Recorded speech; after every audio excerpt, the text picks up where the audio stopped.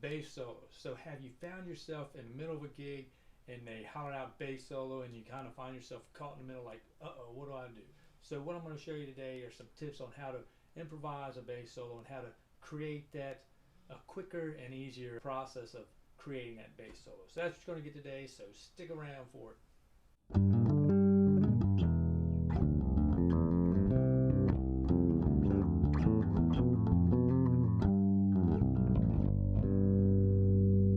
Alright, hello, I'm Donald with the Bass Instructor of the How to Play Bass online course at iwanttoPlayBass.com. Jump over there, subscribe, become a free member, and get your ebook on setting your bass up. And this is I Want to Play Bass YouTube channel. Subscribe, hit that bell notification, get in the loop, and don't miss a beat. Everything you need to know about bass and more. A few ideas here to easily improvise a bass solo in a moment's notice, okay? You know, you're just going along and all of a sudden they want to hear a bass solo. You know, they see you're jamming out and they think, all right, bass solo, bass solo. So the band takes a little bit of a break. Hopefully the drummer doesn't take the break. It's always helpful to have, you know, some rhythm back there. But if he does, you can still manhandle it yourself. So the bass is becoming more and more popular every day. People love bass solos. They love that low end. Now, the first tip I want to show you is the most important thing about soloing and why solos sound so good, why some solos sound better than others, and it's all about phrasing. It's the rhythms that they're using, the phrasing that they use.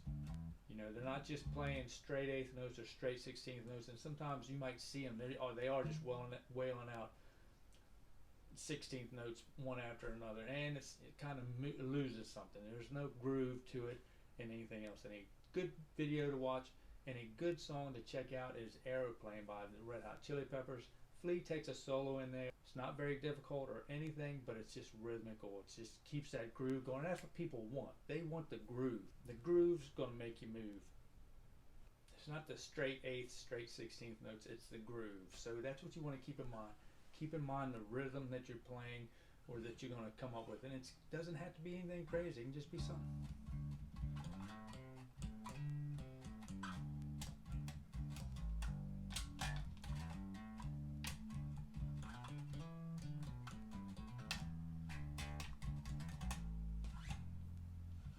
Simple, just something groovy that they can feel.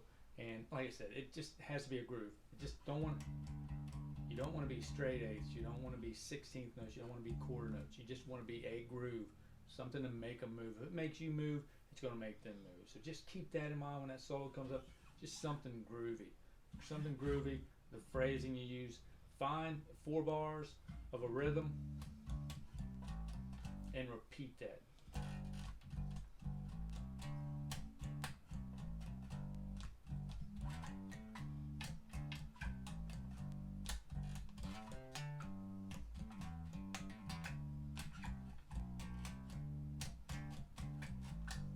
Okay, so that's all. First tip is get that rhythm, get that groove, get that phrasing right on point, and that's going to help that bass line. It's going to make it a lot easier. Just grab a groove real quick. You know, like I said, grooves is what makes you move. So that's tip number 1. Tip number 2 is don't be afraid to take less notes. Don't feel like you got to fill every second of that bar with a note. Just, you know, put people on the edge of their seat. Take a note there and just hold it. Just hold it, and just make them wait for it. Make them wait for it. You know, get the audience involved, get them emotionally involved, and just, you know, tension and release. So build some tension, and then release. Now, jazz is notorious for that. Jazz takes some serious tension building. I mean, they go way out of the key and just go.